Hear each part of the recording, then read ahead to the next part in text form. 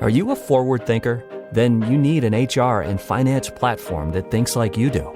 Workday is the AI platform that helps propel your organization, your workforce, and your industry into the future. Workday, moving business forever forward. This episode is brought to you by Progressive Insurance. Fiscally responsible, financial geniuses, monetary magicians. These are things people say about drivers who switch their car insurance to Progressive and save hundreds. Visit Progressive.com to see if you could save. Progressive Casualty Insurance Company and Affiliates. Potential savings will vary, not available in all states or situations. This podcast contains adult themes and language, and some of the things that we discuss may be disturbing to some listeners. In this podcast, we discuss sexual assault, torture, race, and murder. Listener discretion is advised. Please take care of yourself.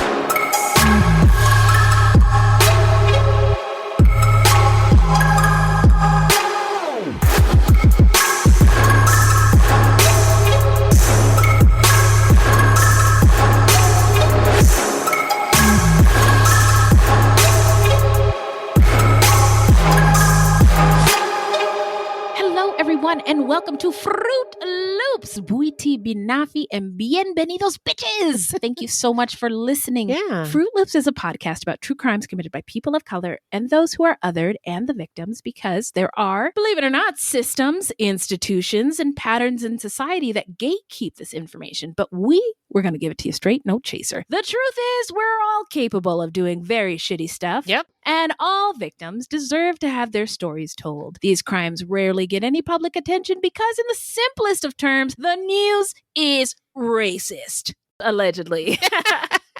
And we are Wendy and Beth. She's Wendy, a Black Latinx woman, and I'm Beth, and I just happen to be white. Mm-hmm. Now, that's just a little piece of who we are. Oh, yes. But who we are not is journalists, investigators, or psychologists. We're just a couple of gals interested in true crime. Also, the opinions expressed in this podcast are just that, our opinions. So who are we talking about today, friend? Well, today is our episode 246 about Paul Michael Merhige, who murdered 4 of his relatives on Thanksgiving Day in 2009. Okay, well, before we get into the case, how you doing? Well, this past month has been pretty rough. Mm-hmm. Yeah, we're trying to take care of ourselves. So, yeah. Fruities, please forgive us if the content is not coming out as much as we would like. We're still working on the show, but our time has been somewhat limited. Yeah. We appreciate the grace, y'all, for reals. Yeah. And there's so much going on in my life right now. It makes it hard to focus on what I actually want or need to be doing. Yeah. I've been super sluggish. So I started using Magic Mind again. Remember, we were using it a while back. And, and I stopped for some reason. So I started again a few days ago. And it's weird because every day just gets better. Like it's building on it, you know? Yeah. I feel you. I feel you. Yeah, no, we were using Magic Mind maybe last year. Yeah. And I was delighted to find that it is available at Sprouts. Oh, wow. I didn't know that. Yes. Nice. And, you know, I too have a lot of things going on. My house got shut up and we finally sold it after everything. It finally got sold. And folks keep asking us like, where are you guys going? At this point, I have no idea where we're going to live, but it's fine. But there's also a lot of things. Everything's fine. Everything's going to be fine. Meanwhile, it's on fire behind me. Anyway, but there's a lot of things also going on in the world. And, you know, that have my stress level at an all-time high, which messes with my mood and my sleep and my focus and my energy level, which is, you know, why I was so glad to have Magic Mind back in my life again. Yeah. And start using it again. And yeah, baby, give me that mental performance shot. And I love how it feels immediate. Like my energy level up without the jitters. Yeah. My focus and clarity like a laser. And the days that I take Magic Mind are just more productive. I seem to get so much more done in one day than without it. Oh, yeah. For sure. I feel like the Energizer Bunny. Yeah, but not like shaky, like not like in too like much coffee or something like that. Yeah. And, it's good stuff, right? All of their ingredients are third-party tested and sourced from the bestest suppliers. And they use the best nootropics on the market. And nootropics, fancy word I learned, are like cognitive enhancers. Yeah. Give me some nootropics. Give me some I need the best brain that I can get. I need the best brain, folks. It's going to be great. The very best brain. The bestest brain. The very best. It's going to be huge. My brain is huge. But it really is the best. So I think it would be kind of cool if we kind of monitor how we're doing, like maybe see next week when we record, like, oh yeah, how's your Magic Mind journey? So I just started taking it again a few days ago. So yeah, let's do that. Yeah. I'm down. Awesome. Also, I was delighted to learn that Magic Mind donates 5 cents for each bottle sold to mental health charities that help unhoused communities. What? Yeah, and those experiencing housing insecurities in the United States. Whoa. So you can feel good about it, right? Yeah. It makes you feel good inside and out. And also, Magic Mind is 100% carbon neutral. Nice. And if you're listening to yourself and thinking, I think I want to try some Magic Mind that Beth and Wendy are using. Give me that good stuff. Give me that good stuff. Baby. We have a limited time offer you can use right now that gets you up to 48% off your first subscription or 20% off a one-time purchase with code. Use the code ColorKillers20 at checkout, and you can claim that deal at magicmind.com/Monsters Among Us. And another thing. We'll put that link in the show notes too. Yeah. So don't worry if you missed it. But you can try it risk-free because they will refund 100% of your money. No questions asked. 100 days after you buy it if you decide it's not for you. So there you go. Very cool. Remember, the code is ColorKillers20 at checkout, so that you can let them know that Beth and Wendy sent you. Yeah. So now let's get into some, whatchamacallit, listener letters. All right. Well, hello, angels. Thank you. The angels came in hot that time. All right. So we got a message from Catherine, who wanted to help us with some pronunciations. And she also gave us some links. Yeah. This was notes for the Syracuse serial killer. Mm-hmm. She said she grew up in upstate New York, so she knows some of this stuff. Yeah. And so she wanted to share with us the pronunciation of Onondaga, which we were pronouncing wrong. I think we were saying Onondaga or something. Whatever it was wrong. Onondaga. Yeah. Onondaga. And second, she said, even though you'll still see the term Iroquois used, it's the name given by the colonizers, in this case, the French. The official name of that tribe is Haudenosaunee. Yes. Haudenosaunee, which means people of the Longhouse. And she gave us these links, which we'll put in our show notes. One is a member of the Onondaga Nation who teaches the Onondaga language, and also a pronunciation of Haudenosaunee. So we'll put those in the show notes. Fantastic. Yeah, I watched the videos several times, and I get so jazzed about learning new stuff that I was eating it all up. I loved it was very cool. I love that people are still around to teach this stuff. To teach us these languages. Very cool. Beautiful stuff. And if you have any questions or comments, please send them to fruitloopspod@gmail.com or leave us a voicemail at 602-935-6294. And we may feature it on a future episode, but if you don't want to, just let us know and we won't. Simple as that. Simple as that. Oh, let me give Catherine her hip-hop air horns. Yeah, thanks, Catherine. Thank you, Catherine, for your loving correction on the pronunciation.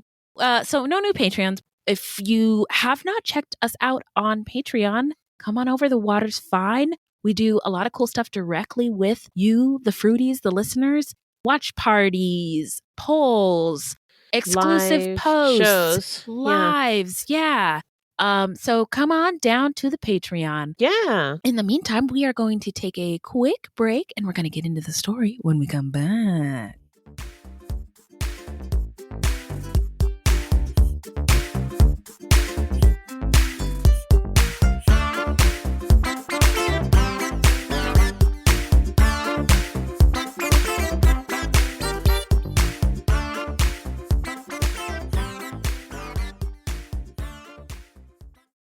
Hello, this is Gary Chahot welcoming you to check out the French History Podcast. Our main show covers the history of France from the first humans until present. If you liked Mike Duncan's The History of Rome and wanted a similar program covering the land of beauty, culture, and love, we are exactly that. We also host world-renowned scholars who have delivered guest episodes on their specialties, including 18th century pirates, revolutionary booksellers in 20th century Paris, the special friendship between the Marquis de Lafayette and Thomas Jefferson, and numerous others. Learn what you love and listen to the French History Podcast today.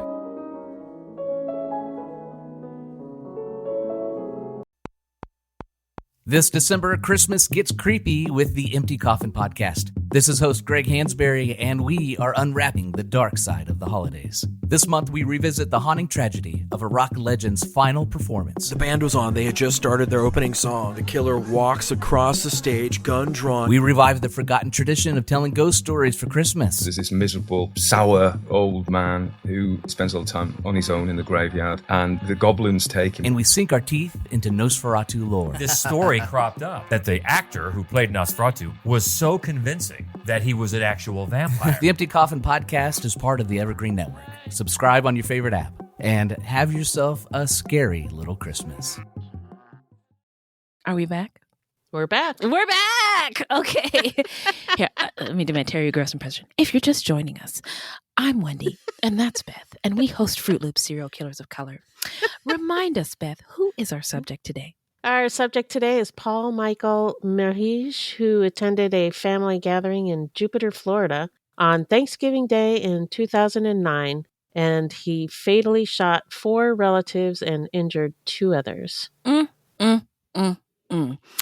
So we are going to move on to the Love and Light section of our show, where we just say rest in power to the victims whose lives were cut short, and love and light to the survivors and the loved ones and communities left in the wake of this crime. Yeah. The victims' names are Michaela Sitton, who was 6 years old, Lisa Merhige Knight, 33, Carla Merhige, 33, Raymond Joseph, 76, Patrick Knight survived the shooting, and Clifford Gabara also survived.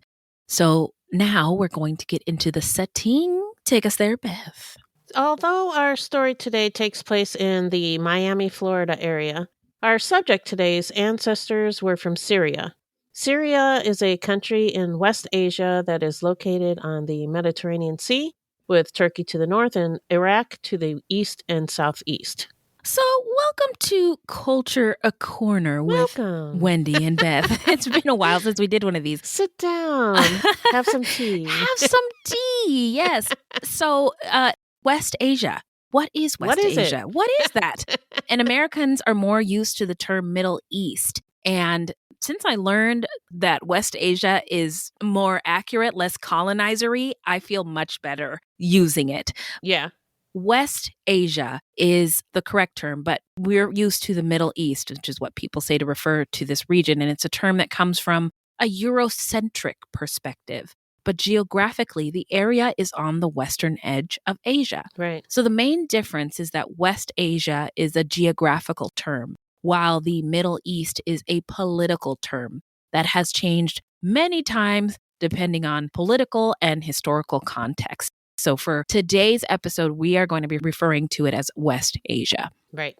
And between 1516 and 1918, Syria was part of the Ottoman Empire, which spanned modern-day Turkey, Iraq, Syria, Lebanon, Jordan, Israel/the occupied Palestinian territories, and much of Saudi Arabia. When the Ottoman Empire entered World War I in 1914, Syria became a military base on the side of the Central Powers, which consisted of the German Empire, Austria-Hungary, the Ottoman Empire, and Bulgaria.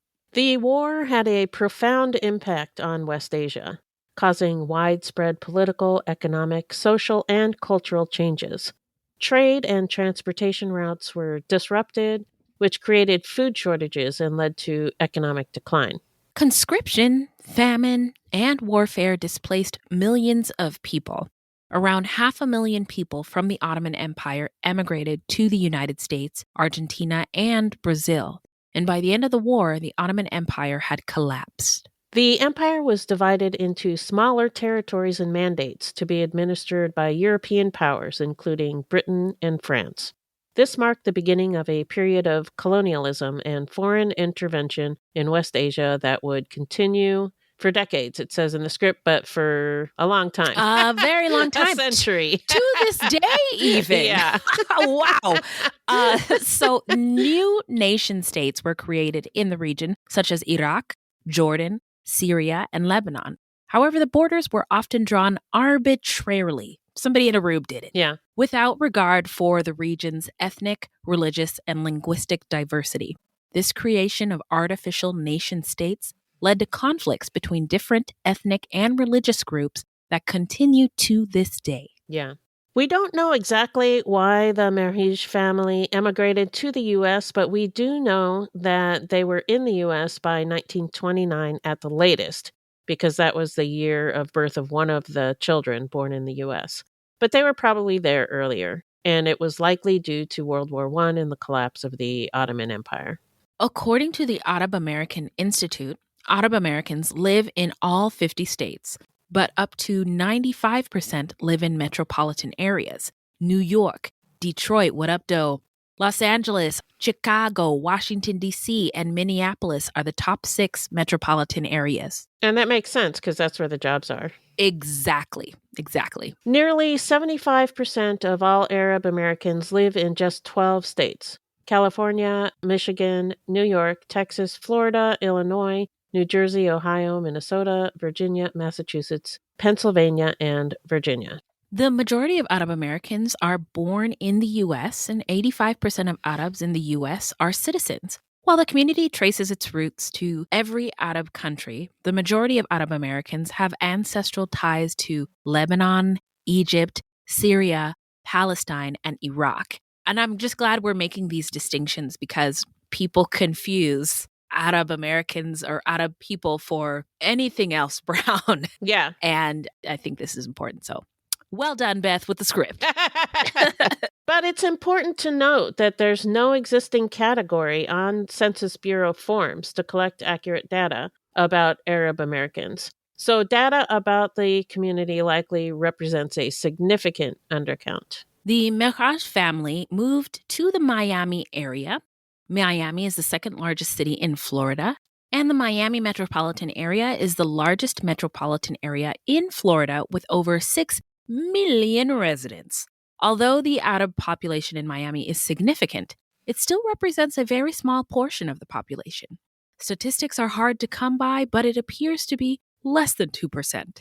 So now we're going to get into the early life of Paul Merhige and hit it, Beth. Paul Michael Merhige was born in September 1974 to Michael and Carol Merhige. His grandparents on his father's side were Syrian. We're unsure of Carol's ancestry. When Paul was 2 years old, his mother gave birth to twin sisters Carla and Lisa. Growing up, Paul was described as the family's golden boy. He was a star athlete in multiple sports, including baseball, soccer, and football, and he also did well academically, even leading the French Honor Society at Gulliver Prep, his expensive private school. Yeah, his family was pretty well off. Yeah. They were very well off. Yeah. More on that later. Yeah. As a teenager, he was described as personable, driven, and mature. He was friendly and well-liked, attended parties and dances, so pretty normal. And he graduated third in his class, so intelligent. Oh, yeah, smarty pants. Yeah. He devoted his senior yearbook page to his family, thanking his parents and all 32 members of his extended family, saying, quote, "I love you now and will forever," unquote. To his twin sisters, Lisa and Carla, he wrote, quote, "I have been so lucky to be blessed with having twin sisters and being your protective older brother," unquote. After graduating from high school, Paul attended the University of Miami as an honors student. He had plans of becoming a doctor, but at the age of 19, he had a nervous breakdown and began a lifelong battle with severe depression and obsessive-compulsive disorder.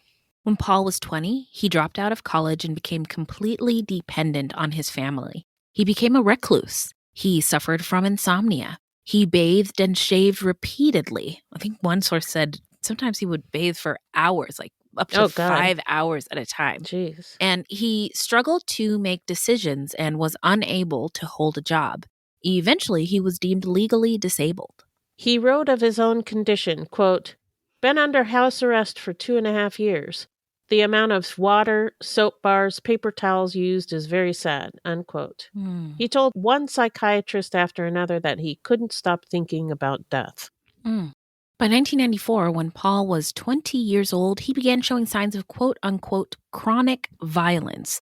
And I wonder, I don't know, it just bothers me when people go straight to brown or black person, chronic violence, or it's icky to me. But the Merhige family was not unfamiliar with mental illness and familial violence. And that's because in 1973, the year before Paul was born, Paul's aunt on his father's side murdered her ex-husband and their 2 children before completing suicide. Wow. Yeah, that's wild. I don't think we've seen that in any of the early life cases we've done before. But that's heavy. Yeah. That is wild. That is wild. Yeah, it's a lot for one family, for sure. Yeah.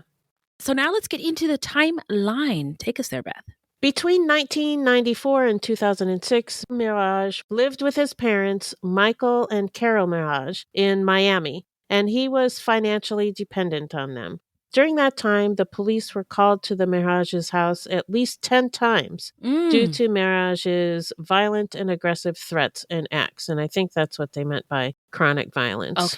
Okay. He made verbal threats, physically attacked people, and, quote, discharged or threatened to discharge a firearm, unquote. Ooh. And I guess I should also mention that I think the quote of chronic violence was from court records.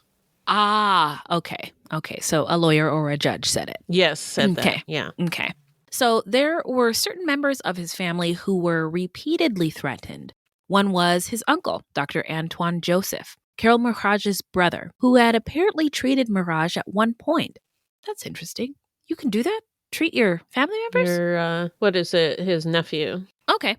Merhige believed that Dr. Joseph, quote, somehow caused him illness, injury, or damage, unquote. I wonder if, maybe he was sick at some point and he, who knows, prescribed him some antibiotics or something like that.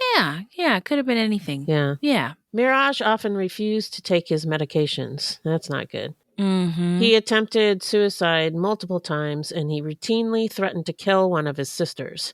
As you might imagine, this caused some strained relations within the family. Yeah, my. So Merhige accused his sister Carla of trying to kill him, alleging that she broke his bedroom door down, began screaming at him, and spit in his face before wrestling him to the floor and threatening to kill him. I wonder if any of this happened. Did any of it happen? I wonder too, and the unfortunate thing is we'll never know. Yeah. He also alleged that his family members were aware of his mental health issues, but would purposely harass him.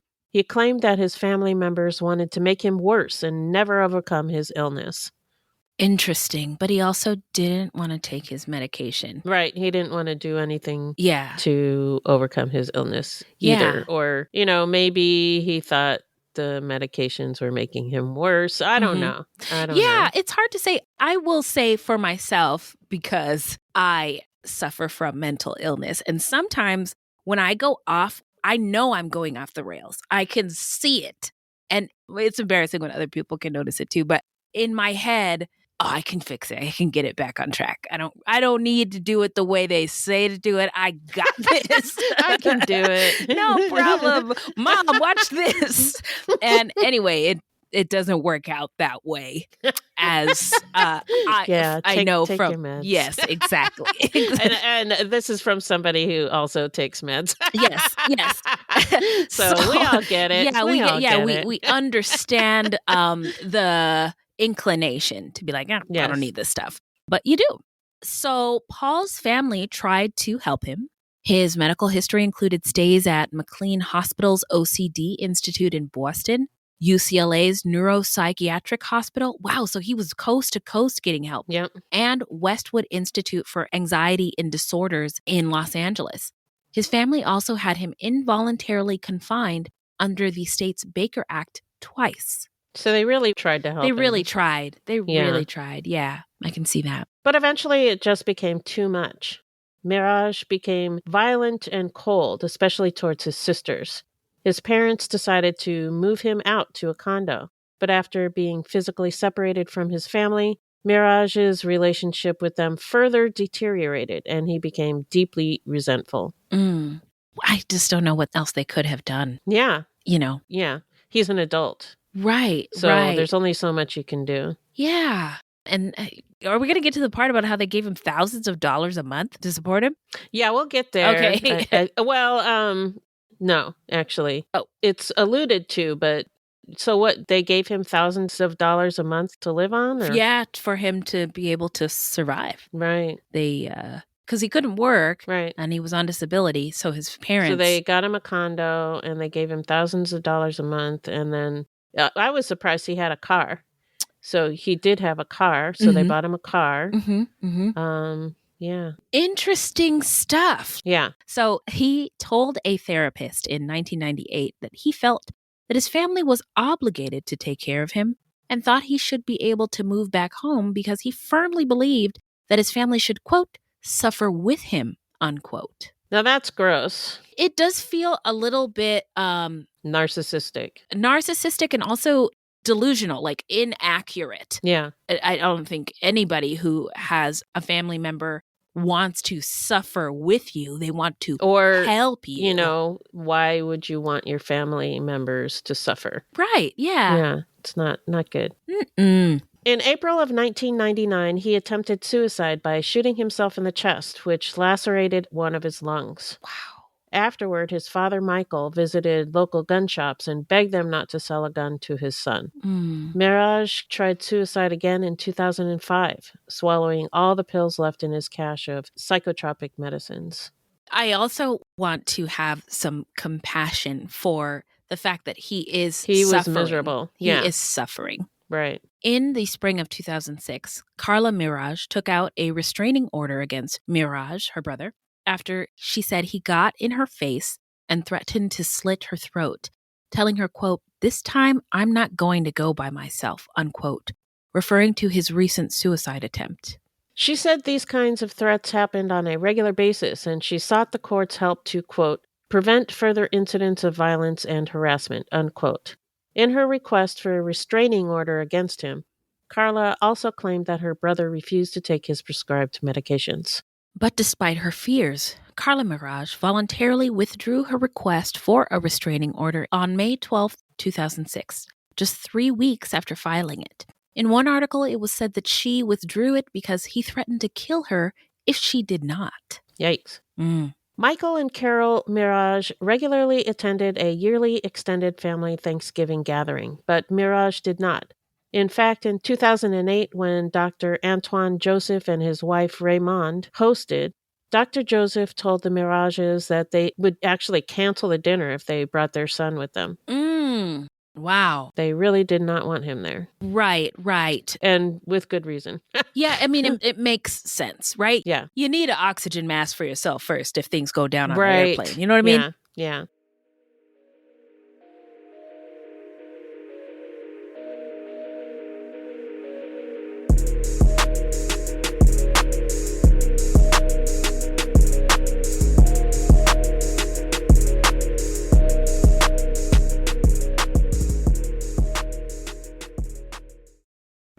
On the morning of August 1st, 1966, shots ring out from the observation deck of the clock tower on the University of Texas campus. It marks the infamous beginning of the modern era of mass shootings in America. You're listening to Stop the Killing podcast. Join us as we take you behind the crime scene tape to explain global mass shootings and mass attacks. I'm Sarah Ferris, but more importantly, this is Catherine Schweit, the former head of the FBI's active shooter program. I spent 5 years as the FBI's top executive looking for answers to the mass shooting crisis. I've been at the shooting scenes, I've traced heroic acts of bravery, and I've sat silently and listened to the heart-wrenching stories from survivors. Amongst this horror, there is hope. We all hold the key to stop the killing. You just need to know how to unlock the door. Download Stop the Killing and be part of the solution. Search Stop the Killing on Apple, Spotify, and all the usual suspects. Something is creeping, don't follow it down. Let me introduce you to Barry Clue, an authorised financial advisor from New Zealand and a very special kind of stain on humanity. He was a very knowledgeable young guy. He was a registered financial advisor. Type of guy that was bending over backwards to help you. Now, you could be forgiven for thinking that Barry sounds like a great guy, and you'd be right. Well, right up until the point when you're wrong. It was all fictitious. She stole from my son, who has a disability.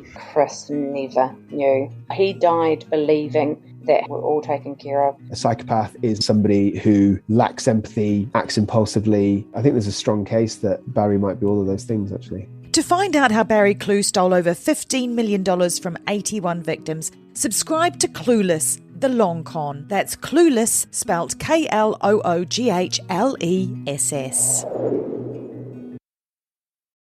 In 2009, Merhige was 35 years old and living in a condo in Miami where he had become extremely reclusive, avoiding contact with others and refusing to allow anyone other than a housekeeper to enter the condo. The housekeeper monitored Merhige's actions and reported to his parents that he had ceased his mental health treatment and had stopped taking his prescribed medications. Michael and Carol Merhige were invited to a Thanksgiving gathering in 2009, which was being hosted in Jupiter, Florida, at the home of Muriel Sitton, Dr. Joseph's daughter, and her husband, Jim Sitton. Thanksgiving is a national holiday celebrated primarily in the United States and Canada. In the U.S., Thanksgiving is observed on the fourth Thursday of November.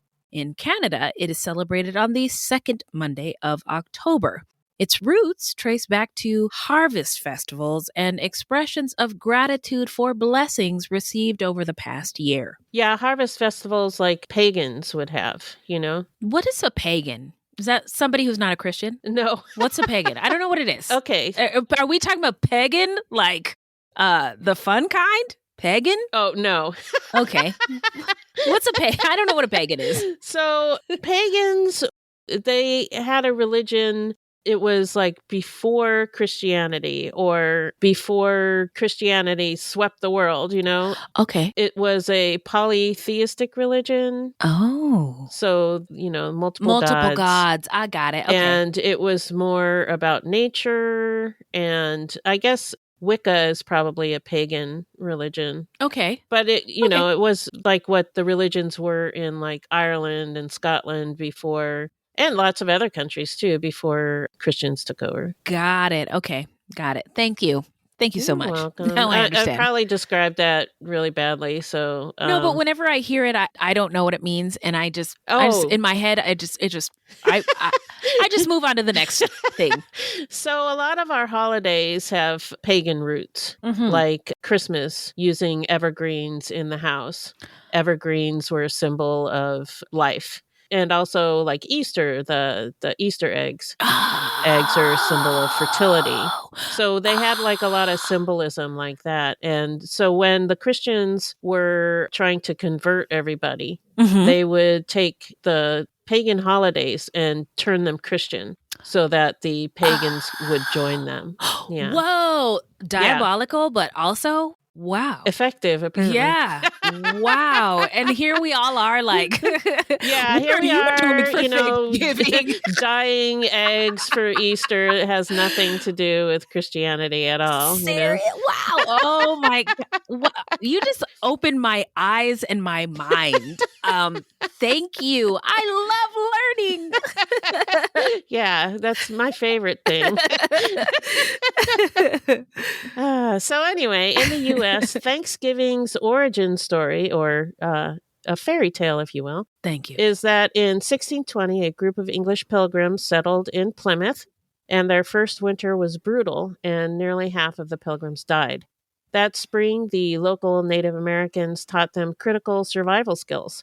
And after their first successful harvest, the pilgrims held a feast to celebrate and invited the Native Americans who helped them to share the meal with them. Share a meal, but not give their land back. Anyway, the traditions and meanings behind Thanksgiving have evolved over time, but are centered around themes of gratitude, family, and community. Here at Fruitloops, Thanksgiving is also a time to reflect on historical complexities, such as the impact of colonization on Indigenous peoples. It can be a joyous occasion for families to reunite, reconnect, catch up, and feast on traditional favorites like mashed potatoes. I'm all about the green bean casserole. Yeah.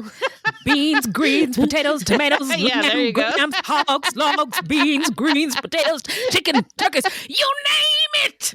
Sorry, I had to do it before the episode was over. I'm done now.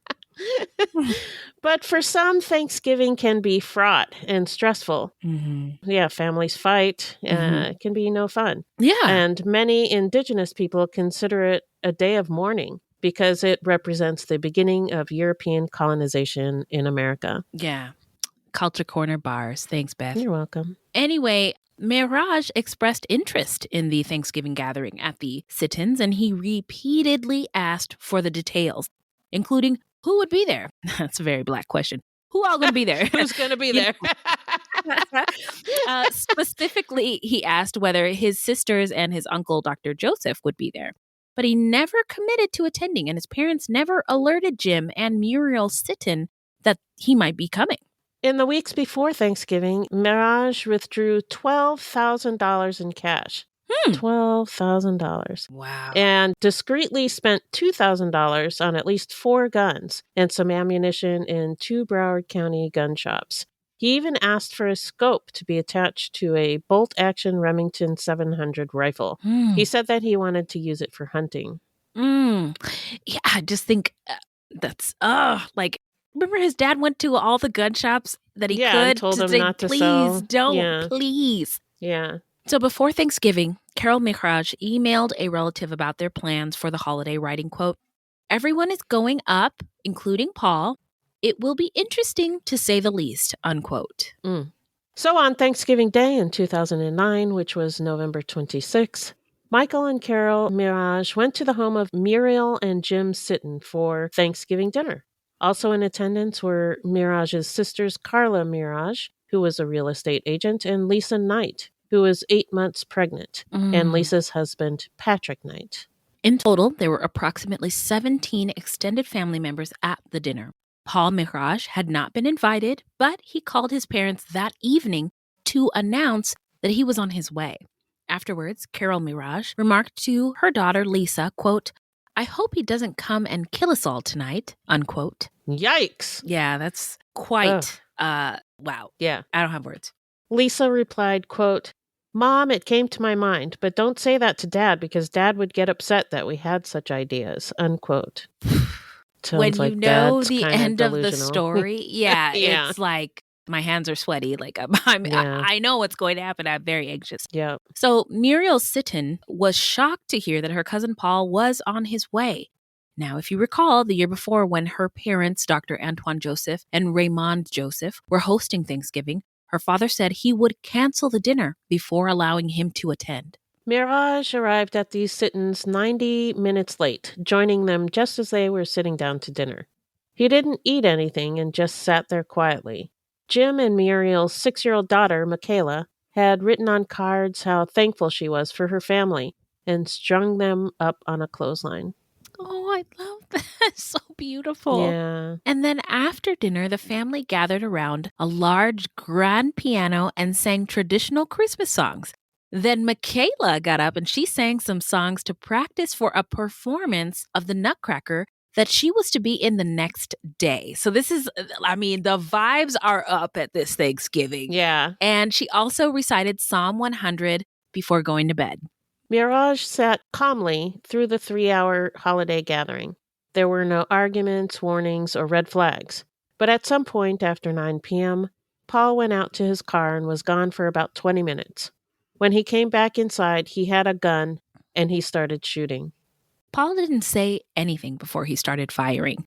First, he shot his aunt, Raymond Joseph, 76, in the shoulder. And while her husband, Dr. Joseph, tried to stop the bleeding, Paul shot her again, point blank, in the chest.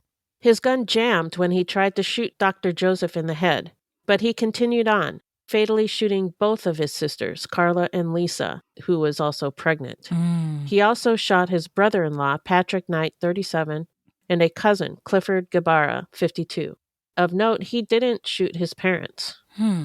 At one point, witnesses heard Mirage utter, quote, "I have been waiting 20 years to do this," unquote. Wow. Yeah. Chilling. Finally, he went into little Michaela's room and shot her as she lay in her bed. He came out of the room and then almost immediately went right back in and shot her again. In total, he shot her 5 times in the head, hip, and back. Seconds later, Mirage walked out of the house, got into his blue Toyota Camry, and drove away. Now we're going to get into the investigation and the arrest. So Mirage's cousin, Clifford Gabara, was treated for a graze wound and released from the hospital. Mirage's brother-in-law, Patrick Knight, who had been shot but survived, remained in a coma. Mirage went on the run. On December 2nd, he checked into the Edgewater Lodge in the Florida Keys under a fake name, paying in cash in advance. He kept people out of his room by insisting on cleaning it himself. As an intense nationwide manhunt was underway to find him, he sat holed up in his motel room, eating from a stockpile of canned food and water, and rarely going outside. Authorities plastered South Florida with wanted posters with Mirage's face and the license plate number of his car. However, he had changed out the license plates, using old ones from a previous car he had owned. He also attempted to hide his vehicle by covering it with a car cover. Interesting. There was no movement until January 2nd, 2010, when Mirage was featured on America's Most Wanted. The owner of the motel saw the episode, recognized Mirage, and called the police. When U.S. Marshals burst into his motel room, Mirage surrendered without resisting. Police took him into custody, and the 38-day nationwide manhunt was over. In the motel room, they found materials suggesting that suicide had been on his mind. Patrick Knight remained in a coma for 4 months. He awoke in March of 2010 to the terrible news that his pregnant wife, Lisa, Mirage's sister, was dead. That's sad. Months after his arrest, Paul called his father from the Palm Beach County Jail, begging him for forgiveness. Michael Mirage replied, quote, "We have nothing. You have nothing. It's a total nightmare. Our lives have changed forever," unquote. Man. So now let's get into the trial. Prosecutors originally sought the death penalty for Paul Mirage. This is Florida. But eventually offered him a plea deal. The plea agreement came after Mirage's attorney filed a notice that they might use an insanity defense. Amy Singer, a jury consultant, said that Mirage's history of mental illness would have made it difficult to get a death recommendation. And in October of 2011, Mirage, then 37, pleaded guilty and was ordered to serve 7 consecutive life sentences in prison. As part of the agreement, Mirage agreed to waive his rights to appeal. The plea deal enraged Michaela's father, Jim Sitton, who begged the judge not to accept the deal, even falling to his knees in the courtroom. Dr. Antoine Joseph, Jim Sitton's father-in-law, and Raymond Joseph's husband also had little sympathy for Mirage, saying he would have enjoyed seeing him put to death. Mirage's parents said that they supported the deal, but Carol Mirage said her life was ruined after losing her 2 daughters and a son who was in jail.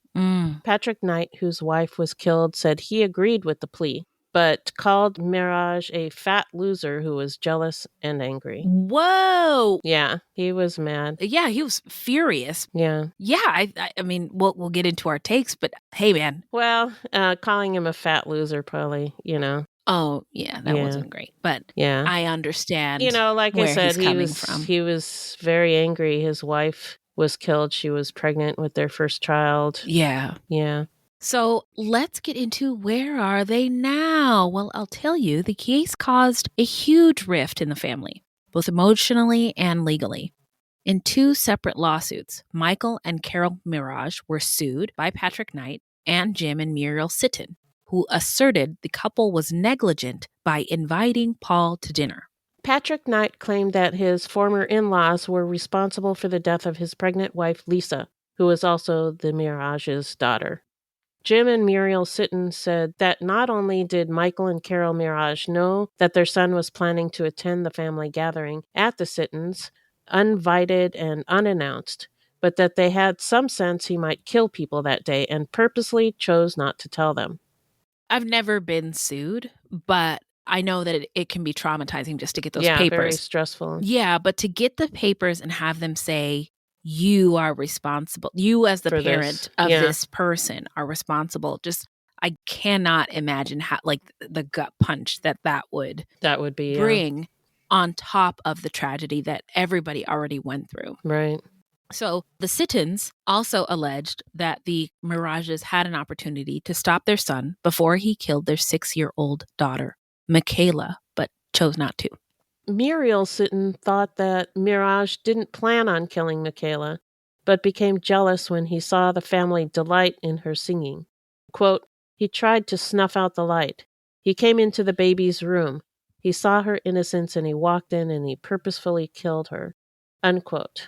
The Merhiges then filed a countersuit against the Sittons in 2011, alleging the Sittons were to blame for allowing Paul at the dinner. The Merhiges also claim that Jim Sitton defamed them with unfair and untrue statements about the couple by saying they invited Paul to the dinner without notifying other members of the family and knowing his reputation for violence. Not good. No, it's like Merhiges' acts are the gift that unfortunately keeps on giving for the people who survive this. Yeah.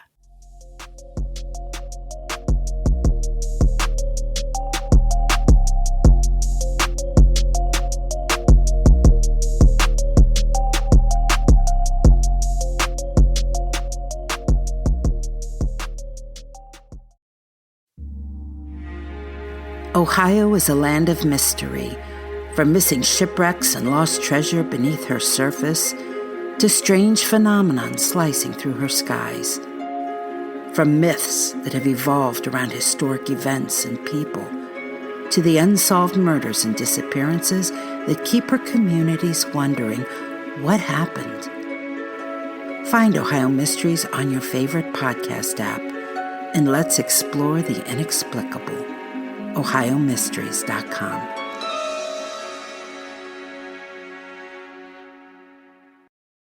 The trial court dismissed the complaints by Patrick Knight and the Sittons, ruling that parents can't be held responsible for the acts of their adult children. And I don't know what happened to the countersuit, but I suspect that it was dropped. Yeah. I think it was probably just because they were being sued. Mm-hmm. Despite Merhige's mental illness, his parents weren't his legal guardians. So the Sittons appealed, but that was also dismissed. There was one tiny bright spot in all of this. During Merhige's trial, the Sittons announced that Muriel was pregnant with their second child. And Muriel said, quote, "We're having a girl, but it is very bittersweet. There will always be someone missing," unquote. They have since had another little girl and are now a family of 4. That's beautiful. That is a nice part. Yeah, tiny bright spot. They started a foundation bearing Michaela's name to carry on her love of dance and music, and an annual concert was started in her honor. Had she lived, Michaela would have been all grown up by now. I just... Yeah. Man. So now we are going to get into our thoughts and our takeaways on this case. What do you think about this OG of true crime? Well, obviously, his mental illness was like the biggest factor. For sure. Yeah. In what happened. Mm-hmm. And I wonder how much the story about his aunt committing familicide affected him as he was growing up. Like, how much was he told about it? Right. Did he start obsessing about it and decided that he wanted to do that too? Yeah. Who knows? Mm-hmm. And I wanted to say that most people with depression and OCD never hurt anyone. Thank you. And I wonder if something else was going on. We kind of talked about it a little bit. Yeah. Because he seemed pretty narcissistic. And I wonder if there was something else. Yeah. Some other mental illness in the stew. Sure. Yeah. Yes. I was leaning there too, but I was waiting for you to comment because you know more about this stuff. So they said he was the golden boy growing up, which probably caused him to resent his sisters later on because their roles were kind of reversed. Suddenly, they're the golden girls. Yeah.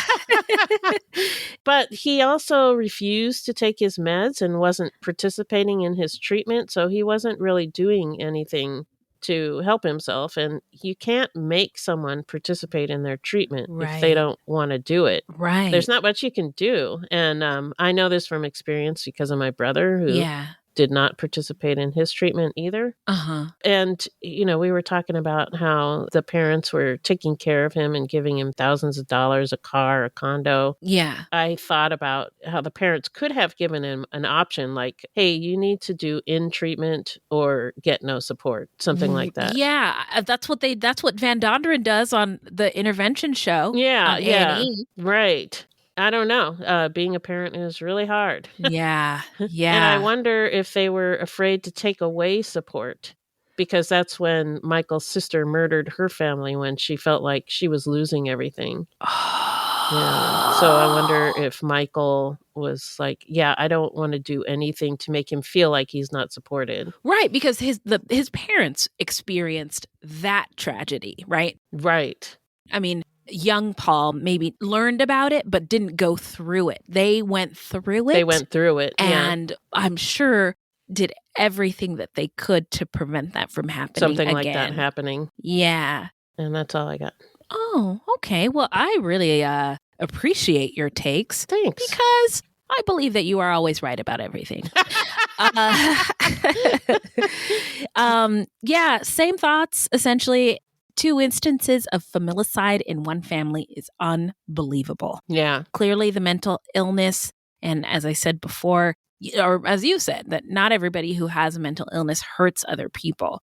And, the golden boy, but wait, the golden boy who waited 20 years to kill his sisters and then kill a little girl in her sleep is, I can't even wrap my head around all on Thanksgiving. Yeah. What?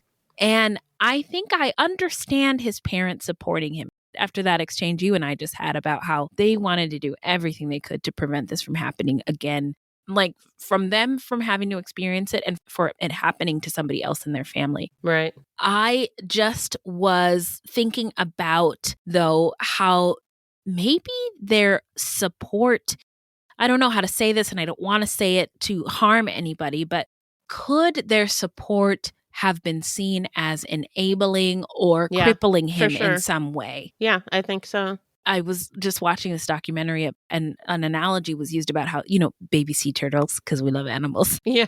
When they hatch, they have to crawl from their eggs to the sea by themselves. To the sea, yeah. You want to help them because they're so adorable. But if you do, you're going to kill that turtle because they won't be strong enough to survive the sea by themselves. Yeah. So I kind of had that thought about, despite, I know that they did everything. I mean, he could. didn't have to do anything. He didn't have to because they took care of him. So yeah, he had all the tools available to him. And at some point, I don't know what else they could have done. I really believe that they did everything. Yeah. This is all hindsight. Yeah, absolutely. Yeah. Yeah, that was going to be my next point. Right. This is all in hindsight. There appeared, to us as people who were not there to be able to see, well, maybe if this happened and maybe if that didn't happen. Maybe if you did that. Yeah. But we weren't there. we weren't to say? in their shoes. ¿Quién sabe? Who knows? But I think the important thing to remember about this horrific, baffling case is that Michaela, Lisa, Carla, and Raymond lost their lives. Yeah. And Patrick and Clifford survived something unimaginable. Right. And an entire family is forever changed due to these horrific events on what is traditionally a loving, happy night. Yeah. Or a day or time of year. Right. And so Happy Thanksgiving. Happy Thanksgiving. Happy Thanksgiving, everybody. Gobble, motherfucking gobble. Listen, let us know what you think about the case. And now we're just going to move on to the next section of our show, which is how not to get murdered. All right. If you love true crime and you don't want to die, here's a tip for you. This segment is not intended to be victim blaming. We thought of this segment because I read somewhere that a lot of people listen to true crime because they want to know what they can do to be safer. This is not meant to blame the victims. It's just learning from other people's experiences. It's the holiday season. The holiday so season and whoop-dee-doo. whoop-dee-doo. And hickory dock. And don't forget to hang up your socks.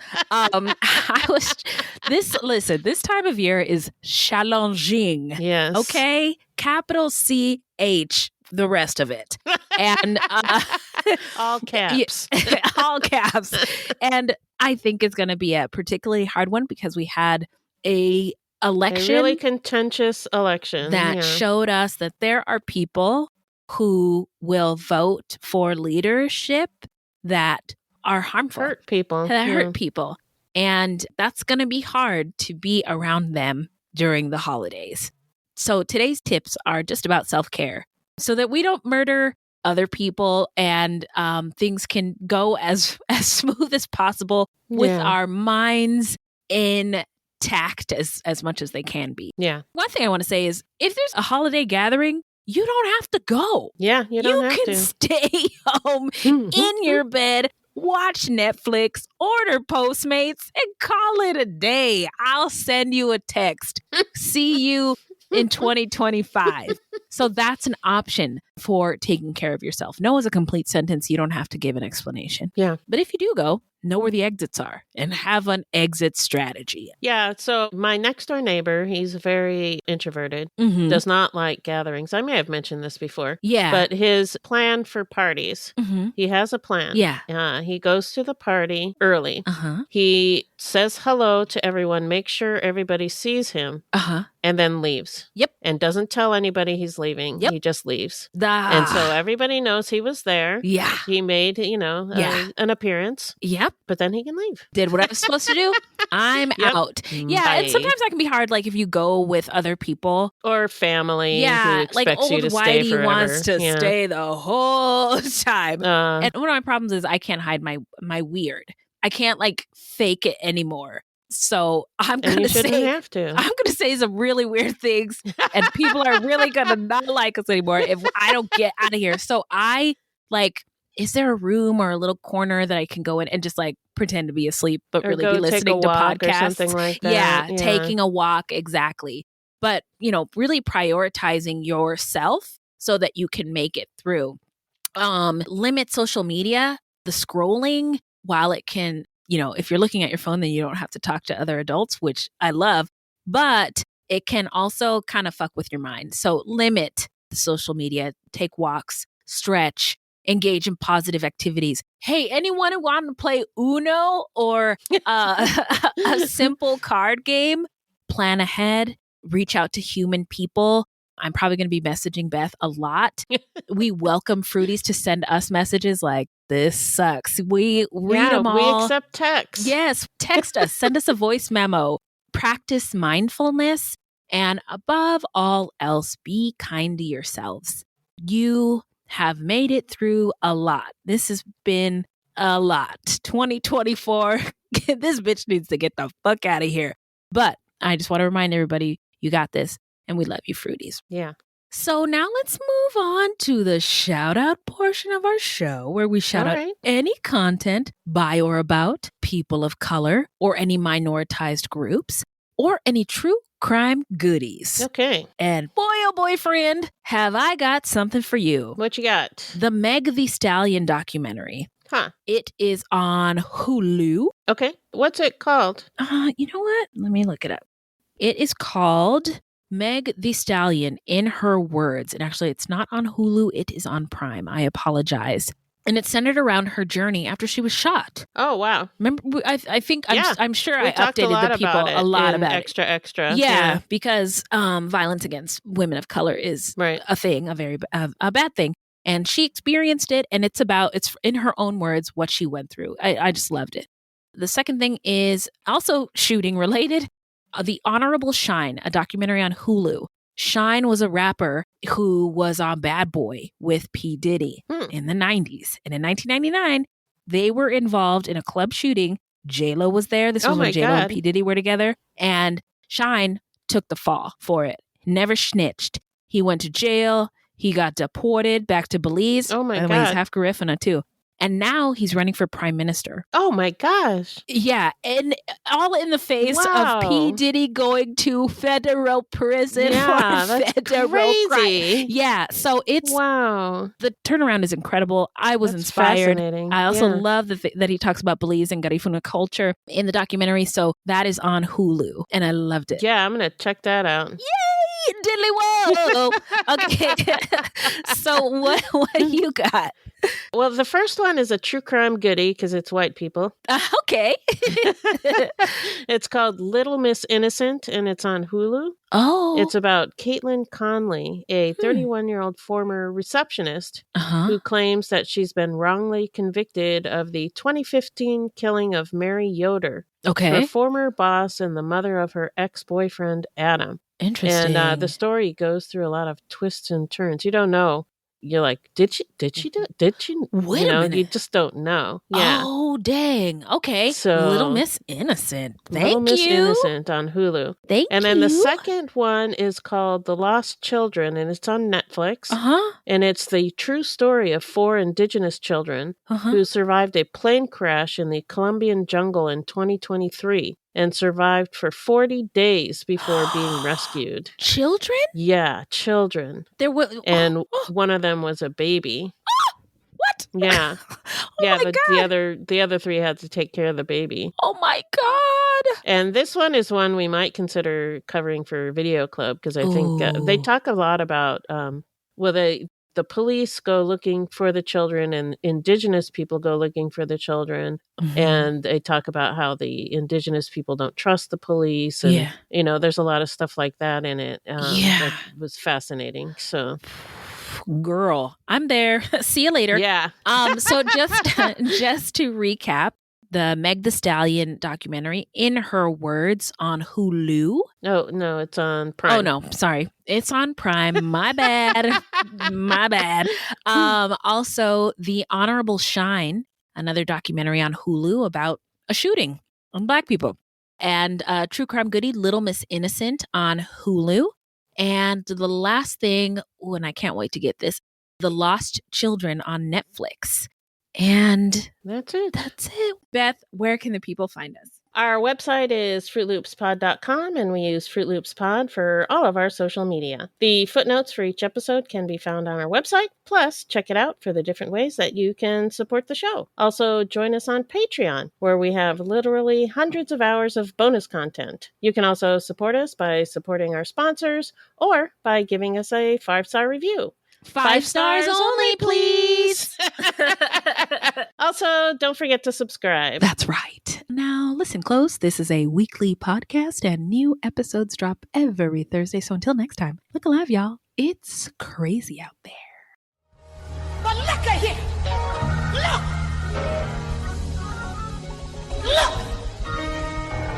I got beans, greens, potatoes, tomatoes, lamb, ram, raw, beans, greens, potatoes, tomatoes, chicken, turkeys, rat. Beans, greens, potatoes, tomatoes, lamb, ram, raw, beans, greens, potatoes, tomatoes, chicken, turkeys, beans, greens, potatoes, tomatoes, lamb, ram, raw, beans, greens, potatoes, tomatoes, chicken, turkeys, rat. Beans, greens, potatoes, tomatoes, beans, greens, potatoes, tomatoes, beans, greens, beans, greens, beans, beans, beans, beans, beans, greens, potatoes, tomatoes, chicken, turkey, beans, greens, potatoes, tomatoes, chicken, turkey. You name it. You name it. You name it. You name it. Are we back? We're back. We're back. Okay. Here, let me do my Terry Gross impression. If you're just joining us, I'm Wendy, and that's Beth, and we host Fruitloops, Serial Killers of Color. All right. Let's do this thing. Okay, let's do this. Yeah. Sorry. My dog is drinking water, and it's making this loud noise. Can you hear it? No, I cannot. Here, listen. Oh. It's like a clicking noise. Yeah. He's old, so. Yeah. Hey, I'm waiting for it's him all right, to stop. Sid. Tell Sid it's important to hydrate. It is important to hydrate. Yes. Just wish you wouldn't do it when you were recording. Yeah, I understand that perspective. Wow. About Mike. Why did I do that again? It's okay. It's going to be a rough one, Minnie. That just came out of my mouth, but I didn't mean to say that. You nailed it, though, in the end. You stuck the landing. Yeah. That's what's important. Eventually. Yeah, we'll get there. Okay.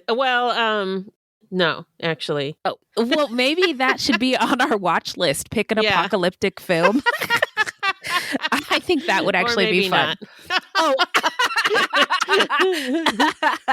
Okay. Looks like we got messed up. Sorry about that. That's okay. We went through it seamlessly. We didn't even mention it. I mean, we're. I noticed like toward the end, I'm like, oh shit, I'm Wendy now. Hey, we're podcast professionals, okay? We won awards and shit, okay? Oh my God. Well, I really appreciate your takes. Thanks. Because I believe that you are always right about everything. Beans, greens, potatoes, tomatoes, grams, hogs, logs, beans, greens, potatoes, chicken, turkeys, you name it. Sorry, I had to do it before the episode was over. I'm done now. And that's it. That's it. We did it. We did it. Yay! All right. See you on Sunday for Video Club. Yep. See you on Sunday. And Minnie too. And Minnie too. Yeah. Okay, you guys, this documentary is fucking nuts. It's wild, huh? Yeah. Okay, I will get this audio in the drive. If the internet cooperates, it'll be tonight. If not, it'll be tomorrow. Okay. All right. Sounds good. Okay, night-night. Bye. All right. Bye. The truth about the Haditha massacre has been covered up, but not anymore. I know you know what happened. They went into houses and killed women and children. What are you thinking? What a mess. U.S. Marines murdered innocent civilians in cold blood. And at the center of it all is 25-year-old Sergeant Frank Wuderick. And me. Murder in House 2. A new podcast from Crowd Network.